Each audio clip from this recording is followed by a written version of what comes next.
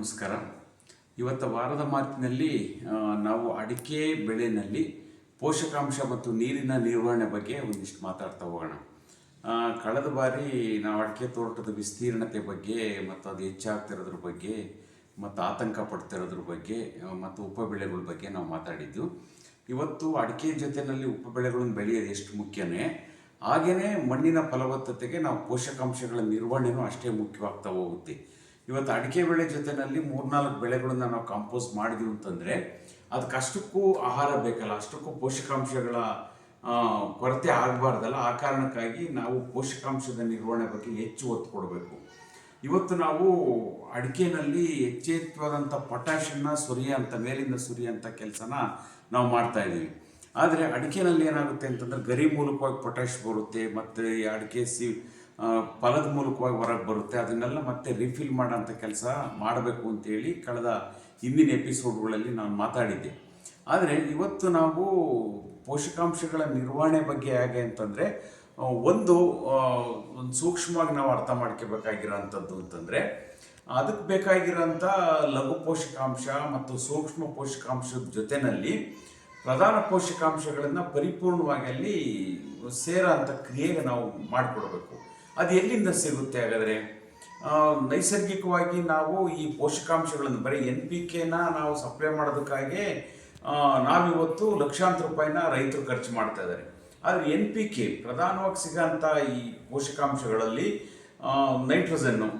Nitrogen ಎಲ್ಲಿಂದ ಸಿಗುತ್ತೆ? ಇದು ವಾತಾವರಣದಲ್ಲೇ ಇದೆ. ಅದನ್ನು ನಾವು ಸ್ವೀಕಾರ ಮಾಡಿ ಅದನ್ನು ಭೂಮಿಗೆ ತುಂಬುವಂಥ ಕೆಲಸನ ನಾವು ಮುಂದಾಗಬೇಕು. ಅದಕ್ಕೆ ರೈಸೋಬಿಯಂ ಬ್ಯಾಕ್ಟೀರಿಯಾಗಳು ಬೇಕು. ಆ ಬ್ಯಾಕ್ಟೀರಿಯಾಗಳ ಕೊರತೆ ಮಣ್ಣಲ್ಲಿ ಇರೋದ್ರಿಂದ ಮತ್ತು ಮಣ್ಣಲ್ಲಿ ನಾಶವಾಗಿರೋದ್ರಿಂದ ನಾವು ಯೂರಿಯಾ ಮತ್ತು ಅಮೋನಿಯಂ ಸಲ್ಫೇಟ್ ಮೂಲಕವಾಗಿ ನಾವು ಸಾರಜನಕನ ಮೇಲಿಂದ ತುಂಬ್ತಾ ಇದ್ದೀವಿ. ಇನ್ನು ಫಾಸ್ಫರಸ್ ಬೇಕು. ಅದನ್ನ ಎಲ್ಲಿಂದ ನಾವು ತುಂಬಬೇಕಿತ್ತು ಅಂತಂದರೆ ಸಹಜವಾಗಿ ಮಣ್ಣಿನ ಕಣದಲ್ಲೇ ಇರೋವು ಫಾಸ್ಫರಸ್ ಕಣಗಳು, ಆ ರಂಜಕದ ಕಣಗಳು ಇರೋವು. ಅದನ್ನು ಕರಗಿಸಿಕೊಡೋಂಥ PS ಬ್ಯಾಕ್ಟೀರಿಯಾಗಳು ಇರ್ತಾ ಇದ್ವಲ್ಲ, ಇವತ್ತು ಅದನ್ನು ನಾವು ರಾಸಾಯನಿಕ ಕೃಷಿಯಿಂದ ನಾಶ ಮಾಡಿದ್ವಿ. ಮತ್ತೆ ಆ ಕಾರಣಕ್ಕಾಗಿ ನಾಶ ಮಾಡಿದ ಕಾರಣಕ್ಕಾಗಿ ನಾವು ಮತ್ತೆ ಮೇಲಿಂದ ಫಾಸ್ಫರಸ್ನ ಕೊಡೋಂಥ ಕ್ರಿಯೆಗೆ ನಾವು ಮುಂದಾಗಿ ಮತ್ತಷ್ಟು ಲಕ್ಷಾಂತರ ರೂಪಾಯಿ ಹಣನ ನಾವು ವ್ಯಯ ಮಾಡ್ತಾ ಇದ್ದೀವಿ. ಇನ್ನು 3ನೇ ಪೋಷಕಾಂಶ ಅಂತಂದರೆ ಪೊಟ್ಯಾಷು. ಈ ಪೊಟ್ಯಾಷನ್ನ ನಾವು ಸಪ್ಲೈ ಮಾಡೋದಕ್ಕಾಗಿ ನಮ್ಮ ಮಣ್ಣಿನಲ್ಲೇ ಇದ್ದಂಥ ಪೊಟ್ಯಾಷ್ ಕಣನ ಕರಗಿಸ್ಕೊಡೋಂಥ ಬ್ಯಾಸಿಲಸ್ ಸಿಲಿಕಸ್ ಬ್ಯಾಕ್ಟೀರಿಯಾಗಳು ಪೊಟ್ಯಾಷ್ ಕಣನ ಕರಗಿಸಿ ಗಿಡಕ್ಕೆ ಸಪ್ಲೈ ಮಾಡ್ತಾ ಇತ್ತು. ಹಾಗಾಗಿ ಈ 3 ಬ್ಯಾಕ್ಟೀರಿಯಾಗಳು, ರೈಸೋಬಿಯಂ ಬ್ಯಾಕ್ಟೀರಿಯಾಗಳು, PS ಬ್ಯಾಕ್ಟೀರಿಯಾಗಳು ಮತ್ತು ಬ್ಯಾಸಿಲಸ್ ಸಿಲಿಕಸ್ ಬ್ಯಾಕ್ಟೀರಿಯಾಗಳು ಮಣ್ಣಲ್ಲಿ ಏನಿರ್ತಾ ಇತ್ತು ಅವು ಸಹಜವಾಗಿದ್ದಾಗ ಸಹಜವಾಗಿ ಅಲ್ಲಿ ಪೋಷಕಾಂಶ ಸಪ್ಲೈ ಆಗ್ತಾ ಇತ್ತು. ಇಲ್ಲಿ ಪೋಷಕಾಂಶ ಬಳಕೆ ಆಗುತ್ತೆ. ಮತ್ತೆ ರೀಫಿಲ್ ಮಾಡೋಂಥದ್ದು ಹೇಗೆ? ಇದಕ್ಕೆ ನಾವು ಮುಚ್ಚಿಗೆಗೆ ನಾವು ಹೆಚ್ಚು ಒತ್ತು ಕೊಡಬೇಕು. ಮುಚ್ಚಿಗೆನ ನಾವು ಮಾಡಿದ್ವು ಅಂತಂದರೆ ಆ ಏನು ಗಿಡ ಮಣ್ಣಲ್ಲಿ ಯಾವ್ಯಾವ ಪೋಷಕಾಂಶಗಳನ್ನು ತಗೊಂಡದು ಬೆಳೆದಿತ್ತು ಮತ್ತದು ಸಾಯುವಾಗ ಮಣ್ಣಿನಲ್ಲಿ ಆ ಉಳಿಕೆನ ನಾವು ಅಲ್ಲೇ ಬಿಡೋದ್ರಿಂದನ ಅಷ್ಟು ಪೋಷಕಾಂಶಗಳನ್ನು ಮತ್ತೆ ರೀಫಿಲ್ ಮಾಡೋಂಥ ಕ್ರಿಯೆಗೆ ಆ ಮುಚ್ಚಿಗೆ ಮಾಡ್ತಾ ಹೋಗುತ್ತೆ. ಅದನ್ನು ನಾವು ಇವತ್ತು ಮುಖ್ಯವಾಗಿ ನಾವು ಮಾಡಬೇಕು. ಅದಕ್ಕೆ ನಾವು ಮುಚ್ಚಿಗೆನ ಆದ್ಯತೆ ಕೊಟ್ಟು ನಾವು ಮುಚ್ಚಿಗೆನ ಮಾಡಿದ್ದೆ ಆದರೆ ಪೋಷಕಾಂಶಗಳ ಅಲ್ಲಿ ಮತ್ತೆ ಸೃಷ್ಟಿಯಾಗೋದಕ್ಕೆ ಅಲ್ಲಿ ಅವಕಾಶ ಆಗುತ್ತೆ. ಮತ್ತು ಅದನ್ನು ಗಿಡಗಳಿಗೆ ಸಪ್ಲೈ ಮಾಡೋಂಥ ಈ ರೈಸೋಬಿಯಂ ಬ್ಯಾಕ್ಟೀರಿಯಾಗಳು ಮತ್ತು ಬ್ಯಾಸಿಲಸ್ ಸಿಲಿಕಸ್ ಬ್ಯಾಕ್ಟೀರಿಯಾಗಳು ಮತ್ತು PS ಬ್ಯಾಕ್ಟೀರಿಯಾಗಳು ಈ ಪೋಷಕಾಂಶಗಳನ್ನು ಅನ್ನ ಮಾಡಿ ಅದಕ್ಕೆ ಗಿಡಗಳಿಗೆ ಬಡಿಸೋಂಥ ಕೆಲಸ ನಾವು ಮಾಡ್ತಾ ಇದ್ದು. ಅದು ಒಂದು ಸಹಜವಾಗಿ ಸಿಗೋಂಥ ಕ್ರಿಯೆ. ಅದ್ರ ಜೊತೆನಲ್ಲಿ ಇವತ್ತು ನಾವು ಜೀವಾಮೃತನ ಕೊಟ್ಟು ಅಲ್ಲಿ ಜೀವಾಣುಗಳನ್ನು ರಿಫಿಲ್ ಮಾಡಿ ಪೋಷಕಾಂಶಗಳು ಗಿಡಕ್ಕೆ ಲಭ್ಯ ಆಗೋಂಥ ಕೆಲಸನ ನಾವು ಮಾಡಲೇಬೇಕಾದಂಥ ಅನಿವಾರ್ಯತೆ ಇದೆ. ಹಾಗಾಗಿ ನಾವು ಮಾಡಿದರೆ ಇಷ್ಟನ್ನ ನಾವು ಮಾಡಿದರೆ ಏನೂ ಖರ್ಚಿಲ್ದಂಗೆ ನಾವು ಪೋಷಕಾಂಶಗಳನ್ನು ಸಪ್ಲೈ ಮಾಡೋಂಥ ಕ್ರಿಯೆಗೆ ನಾವು ಮುಂದಾಗ್ತೀವಿ. ಇಲ್ಲಿ ನಾವು ಈಗ ರಾಸಾಯನಿಕ ಕೃಷಿಯಿಂದ ಮಣ್ಣನ್ನು ಬರಡು ಮಾಡ್ಕೊಂಡಿದ್ದೀವಿ. ಅದ್ರ ಜೊತೆಯಲ್ಲಿ ಪೋಷಕಾಂಶದ ಕೊರತೆಯಿಂದ ಇವತ್ತು ಅಡಿಕೆಗೆ ಹಳದಿ ರೋಗ ಮತ್ತು ಎಲೆ ಚುಕ್ಕಿ ರೋಗ ದೊಡ್ಡ ಪ್ರಮಾಣದಲ್ಲಿ ಕಾಡ್ತಾ ಇದೆ. ಇದರಿಂದ ರೈತರು ಕಂಗಾಲಾಗಿದ್ದಾರೆ. ಅದಕ್ಕೆ ಇವತ್ತು ನಾವು ಪೋಷಕಾಂಶಗಳನ್ನು ನೈಸರ್ಗಿಕವಾಗಿ ತುಂಬುವಂಥ ಕೆಲಸನ ನಾವು ಮಾಡಿದ್ದೆ ಆದರೆ ಅಲ್ಲಿ ಆ ಮಣ್ಣು ಫಲವತ್ತತೆ ಆಗುತ್ತೆ. ಇದಕ್ಕೆ ಇವತ್ತು ನಾವು ಸಿಂಪಲ್ಲಾಗಿ ನಾವು ಮಾಡಬೇಕು ಅಂತಂದರೆ ಇವತ್ತು ನಾವು ಜೀವಾಮೃತದ ಮೂಲಕವಾಗಿ ಜೀವಾಣುಗಳನ್ನು ರಿಫಿಲ್ ಮಾಡೋಂಥದ್ದು ಒಂದಾದರೆ, ಇನ್ನೊಂದು ಮಣ್ಣು ಕಾಣದಂಗೆ ನಮ್ಮ ಅಡಿಕೆ ತೋಟಗಳನ್ನು ಮುಚ್ಚಿಗೆ ಮಾಡೋಂಥ ಕ್ರಿಯೆ ಆಗಬೇಕು. ಆ ಮುಚ್ಚಿಗೆ ಮಾಡೋಂಥ ಕ್ರಿಯೆ ಆದಾಗ ಅಲ್ಲಿ ಪೋಷಕಾಂಶಗಳು ಹೆಚ್ಚು ಡೆವಲಪ್ ಆಗುತ್ತೆ. ಡೆವಲಪ್ ಆದಂಥ ಪೋಷಕಾಂಶಗಳನ್ನು ಅನ್ನ ಮಾಡಿ ಗಿಡಗಳಿಗೆ ಕೊಡೋಂಥ ಕೆಲಸನ ಅವು ಮಾಡ್ತಾ ಹೋಗ್ತವೆ. ಜೊತೆನಲ್ಲ ಜೀವಾಮೃತದಲ್ಲಿದ್ದಂಥ ಜೀವಾಣುಗಳು ಮಣ್ಣಲ್ಲಿರೋಂಥ ಕೊಳೆ ರೋಗ ಮತ್ತು ಕೀಟ ಮತ್ತು ರೋಗನ ನಾಶ ಮಾಡೋಂಥ ಕ್ರಿಯೆ ಮಾಡ್ತಾ ಹೋಗ್ತವೆ. ಆ ಕಾರಣಕ್ಕಾಗಿ ನಾವು ಮಣ್ಣನ್ನು ಸುಸ್ಥಿರಗೊಳಿಸ್ಕೋಬೇಕು. ಜೊತೆಯಲ್ಲಿ ಅಲ್ಲಿ ಪೋಷಕಾಂಶಗಳು ಸದಾ ಯಾವಾಗಲೂ ಸಿಗೋಂಥ ಕ್ರಿಯೆಗೆ ನಾವಲ್ಲಿ ಒಂದು ವ್ಯವಸ್ಥೆ ಮಾಡಿಕೊಟ್ಟಿವಿ ಅಂತಂದರೆ ಪೋಷಕಾಂಶದ ನಿರ್ವಹಣೆ ಸುಲಭವಾಗಿ ಆಗೋಗುತ್ತೆ. ಹಾಗಾಗಿ ನಾವು ಪೋಷಕಾಂಶನ ನಾವು ಬರೀ ಮುಚ್ಚಿಗೆ ಮಾಡಿದರೆ ಸಾಕ, ಬರೀ ಜೀವಾಮೃತ ಕೊಟ್ಟರೆ ಸಾಕ ಅಂತ ಕೇಳ್ತಾರೆ.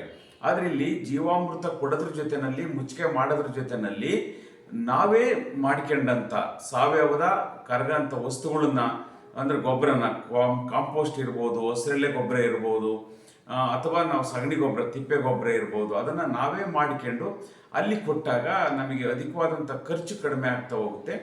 ಅಲ್ಲಿ ಪೋಷಕಾಂಶಗಳನ್ನು ನಾವು ಅಲ್ಲಿ ಹೆಚ್ಚೆಚ್ಚನ್ನ ಡೆವಲಪ್ ಆಗೋದಕ್ಕೆ ಅವಕಾಶ ಮಾಡಿಕೊಟ್ಟಂಗೆ ಆಗುತ್ತೆ. ಅದ್ರ ಜೊತೆಯಲ್ಲಿ ಆರ್ಗ್ಯಾನಿಕ್ ಕಾರ್ಬನ್ನನ್ನು ನಾವು ಸೃಷ್ಟಿ ಮಾಡಿಕೊಟ್ಟದ್ದೇ ಆದರೆ ಈ ಪೋಷಕಾಂಶಗಳ ಸಂರಕ್ಷಣೆಗೆ ಈ ಆರ್ಗ್ಯಾನಿಕ್ ಕಾರ್ಬನ್ನು ನಿರ್ವಹಣೆ ಮಾಡ್ತಾ ಹೋಗುತ್ತೆ. ಇದು ಒಂದು ಪೋಷಕಾಂಶಗಳನ್ನು ನಾವು ಹೊರಗಡೆಯಿಂದ ತಂದು ಕೊಡೋದ್ರ ಬದಲಿಗೆ ನಾವೇ ಸೃಷ್ಟಿ ಮಾಡ್ಕೊಂಡು ಕೊಡೋ ಅಂಥದ್ದು. ನನಗೆ ಅನಿವಾರ್ಯ ನನಗೆ ಮಾಡೋದಕ್ಕಾಗದೇ ಇಲ್ಲ ಅಂತನ್ನೋಂಥವ್ರು ಸುಲಭವಾಗಿ ಸಿಗೋಂಥ ಕಾಂಪೋಸ್ಟ್ಗಳನ್ನು ಕೊಟ್ಟು ಆ ಮಣ್ಣಿನ ಫಲವತ್ತತೆಯನ್ನು ಹೆಚ್ಚು ಮಾಡ್ಕೊಂಡು ಜೀವಾಮೃತದ ಮೂಲಕವಾಗಿ ಮಣ್ಣನ್ನು ಆರೋಗ್ಯಗೊಳಿಸ್ತಾ ಹೋಗಿ ಮುಚ್ಚಿಗೆ ಮೂಲಕವಾಗಿ ಆರ್ಗ್ಯಾನಿಕ್ ಕಾರ್ಬನ್ ಪ್ರಮಾಣನ ಹೆಚ್ಚಿಗೆ ಮಾಡ್ತಾ ಹೋದಾಗ ಅಲ್ಲಿ ನಮಗೆ ಒಂದು ಬೆಳೆಗೆ, ಅಡಿಕೆ ಬೆಳೆಗೆ ಸಿಗೋಂಥ ಸಮಗ್ರ ಪೋಷಕಾಂಶಗಳು ಅಲ್ಲಿ ಸಿಗ್ತಾ ಹೋಗ್ತವೆ. ಇದು ಒಂದು ಕ್ರಮ ಆಯಿತು. ಇದು ಇಷ್ಟಾದ ತಕ್ಷಣ ನೀರಿನ ವ್ಯವಸ್ಥೆಗೆ, ನೀರಿನ ನಿರ್ವಹಣೆ ಹೇಗೆ ಮಾಡಬೇಕು? ಇವತ್ತು ನೀರಿನ ನಿರ್ವಹಣೆಗೆ ನೀರು ಕೊಟ್ಟು ಮಾಡ್ತಾರೆ, ಅದು ಒಳ್ಳೆಯದಲ್ಲ. ಇವತ್ತು ಡ್ರಿಪ್ ಇರಿಗೇಷನ್ ಇದೆ, ಡ್ರಿಪ್ ಇರಿಗೇಷನ್ನು ಅದು ಒಳ್ಳೆಯದಲ್ಲ. ಅದ್ರ ಜೊತೆಯಲ್ಲಿ ಸ್ಪ್ರಿಂಕ್ಲರ್, ಮೈಕ್ರೋ ಸ್ಪ್ರಿಂಕ್ಲರ್, ತುಂತುರು ಹನಿ ನೀರಾವರಿ ವ್ಯವಸ್ಥೆ ಏನಿದೆ, ಇದು ನೀರಿನ ನಿರ್ವಹಣೆಗೆ ಬಹಳ ಮುಖ್ಯವಾಗ್ತಾ ಹೋಗುತ್ತೆ ಮತ್ತು ಅವಶ್ಯಕ. ಇದು ಹನಿ ನೀರಾವರಿಗಿಂತನೂ ಈ ಸ್ಪ್ರಿಂಕ್ಲರ್ ವ್ಯವಸ್ಥೆ ಬಹಳ ಮುಖ್ಯವಾಗ್ತಾ ಹೋಗುತ್ತೆ. ಕಾರಣ ಏನು ಅಂತಂದರೆ, ಒಂದು ಸಮಗ್ರವಾಗಿ ನಮ್ಮ ತೋಟ ಪರಿಪೂರ್ಣವಾಗಿ ನೆನೆಯುತ್ತೆ, ಎಲ್ಲ ಭಾಗದ ಮಣ್ಣು ನೆನೆಯುತ್ತೆ. ಆ ಮಣ್ಣು ನೆನೆಯೋದ್ರಿಂದ ಮಣ್ಣಿನಲ್ಲಿ ವಾಸ ಮಾಡೋಂಥ ಜೀವಾಣುಗಳು ಡೆವಲಪ್ ಆಗ್ತಾ ಹೋಗ್ತವೆ, ಅಲ್ಲಿ ಜೀವಂತಿಕೆ ಪಡಿತಾ ಹೋಗ್ತವೆ, ಮಣ್ಣು ಜೀವಗಳು ಡೆವಲಪ್ ಆಗ್ತವೆ, ಮತ್ತು ಅಲ್ಲಿ ವೈವಿಧ್ಯತೆ, ಜೀವ ವೈವಿಧ್ಯತೆ ಅಲ್ಲಿ ಸೃಷ್ಟಿಯಾಗ್ತಾ ಹೋಗುತ್ತೆ. ಅದು ಬಹಳ ಮುಖ್ಯವಾಗುತ್ತೆ. ಹಾಗಾಗಿ ಸ್ಪ್ರಿಂಕ್ಲರ್ ಸಿಸ್ಟಮನ್ನು ನಾವು ಮಾಡ್ಕೊಂಡಿದ್ದೆ ಆದರೆ ನಮಗೆ ಎಷ್ಟನ್ನ ನೀರಿನ ಅವಶ್ಯಕತೆ ಇದೆ ಅದಕ್ಕೆ ಅನುಗುಣವಾಗಿ ನಾವು ನೀರನ್ನು ಕೊಡ್ತಾ ಹೋಗ್ಬೋದು. ಕಂಟ್ರೋಲ್ನ ನಾವು ಮಾಡೋದ್ರಿಂದ ನಮಗೆ ಎಷ್ಟು ಅವಶ್ಯಕತೆ ಇದೆ ಅಷ್ಟನ್ನು ಮಾತ್ರ ನಾವು ನೀರನ್ನು ಕೊಟ್ಟು ನಿರ್ವಹಣೆ ಮಾಡಿದ್ದೆ ಆದರೆ ಇಲ್ಲಿ ಅತಿಯಾದ ನೀರಿನ ಉಳಿಕೆ ಜೊತೆಯಲ್ಲಿ ಪೋಷಕಾಂಶಗಳು ಸಹಜವಾಗಿ ಸಿಗೋಂಥ ಕ್ರಿಯೆಗೆ ಇದು ಮುಂದಾಗ್ತಾ ಹೋಗುತ್ತೆ. ಆ ಕಾರಣಕ್ಕಾಗಿ ಇವತ್ತು ನಾವು ನೀರು ಮತ್ತು ಪೋಷಕಾಂಶಕ್ಕೆ ನಾವು ಏನು ಖರ್ಚು ಮಾಡ್ತಾ ಇದೀವಿ ಅದು ತಪ್ಪುತ್ತೆ. ಆ ಕಾರಣಕ್ಕೆ ಅದ್ರ ಜೊತೆಯಲ್ಲಿ ಹಳದಿ ರೋಗ, ಎಲೆ ಚುಕ್ಕಿ ರೋಗ ಏನಿದೆ ಅದು ಅದು ಕಂಟ್ರೋಲಿಗೆ ಬರುತ್ತೆ. ಆ ಕಂಟ್ರೋಲಿಗೆ ಬಂದಾಗ ರೈತ ಸುಸ್ಥಿರವಾಗ್ತಾ ಹೋಗ್ತಾನೆ. ಅದ್ರ ಜೊತೆಯಲ್ಲಿ ಉಪ ಬೆಳೆಗಳನ್ನು ಬೆಳೀತಾ ಹೋದಾಗ ವೈವಿಧ್ಯತೆ ಹೆಚ್ಚಾಗಿ ಅಲ್ಲಿ ನಮ್ಮ ತೋಟ ನೈಸರ್ಗಿಕ ವಾತಾವರಣ ನಿರ್ಮಾಣ ಆಗಿ ಅಲ್ಲಿ ನೈಸರ್ಗಿಕ ಕ್ರಿಯೆಯಿಂದ ನಮಗೆ ಅತಿಯಾದ ಖರ್ಚಿಲ್ದಲೇ ಅಲ್ಲಿ ಉತ್ಪಾದನೆ ಬರೋದಕ್ಕೆ ಪ್ರಾರಂಭ ಆಗುತ್ತೆ. ಆ ಕಾರಣಕ್ಕೆ ಬಂಧುಗಳೇ, ಇವತ್ತು ನಾವು ಮಾಡಬೇಕಾಗಿರೋ ಕೆಲಸ ಅಂತಂದರೆ ನೈಸರ್ಗಿಕ ಕ್ರಿಯೆಗೆ ಹೆಚ್ಚು ಒತ್ತು ಕೊಟ್ಟು ನಾವು ಕೆಲಸ ಮಾಡಿದ್ದೆ ಆದರೆ ನಮಗೆ ಸುಲಭವಾಗಿ ಪೋಷಕಾಂಶಗಳು ಸಿಗ್ತಾ ಹೋಗ್ತವೆ. ಮತ್ತು ನೀರಿನ ನಿರ್ವಹಣೆನ ನಾವು ಈ ತುಂತುರು ನೀರಾವರಿ ವ್ಯವಸ್ಥೆನಲ್ಲಿ ನಾವು ಏನಾದ್ರು ಕಲ್ಪಿಸ್ಕೊಂಡು ಅದನ್ನು ನಾವು ಕಂಟ್ರೋಲ್ ಮಾಡ್ತಾ ಹೋದರೆ ನೀರಿನ ಬಳಕೆ ಕಡಿಮೆ ಆಗ್ತಾ ಹೋಗುತ್ತೆ. ಹಾಗಾಗಿ ಅವಶ್ಯಕವಾಗಿ ಇರೋವಷ್ಟನ್ನು ನೀರನ್ನು ನಾವು ಕೊಡ್ಬೋದು ಅಂತ ಹೇಳ್ತಾ ಇವತ್ತಿನ ನನ್ನ ವಾರದ ಮಾತನ್ನು ಈ ವಿಚಾರದಲ್ಲಿ ಚರ್ಚೆ ಮಾಡಿ ಇವತ್ತು ಮುಗಿಸ್ತಾ ಇದ್ದೀನಿ. ಇದು ಇಷ್ಟವಾಗಿದ್ದರೆ ಹೆಚ್ಚೆಚ್ಚು ಜನಕ್ಕೆ ಶೇರ್ ಮಾಡಿ. ಯಾರು ಸಬ್ಸ್ಕ್ರೈಬರ್ ಆಗಿಲ್ಲ ಅವರೆಲ್ಲರೂ ಸಬ್ಸ್ಕ್ರೈಬರ್ ಆಗಿ ಇದ್ರ ಮೂಲಕವಾಗಿ ನೀವೆಲ್ಲ ಸೇರಿ ಈ ನೈಸರ್ಗಿಕ ಕೃಷಿ ರಥನ ಎಳಿತಾ ರೈತನ ಬದುಕನ್ನು ಸುಸ್ಥಿರಗೊಳಿಸೋಣ ಅಂತ ಹೇಳ್ತಾ ನನ್ನ ಮಾತು ಮುಗಿಸ್ತಾ ಇದ್ದೀನಿ. ಎಲ್ರಿಗೂ ನಮಸ್ಕಾರ.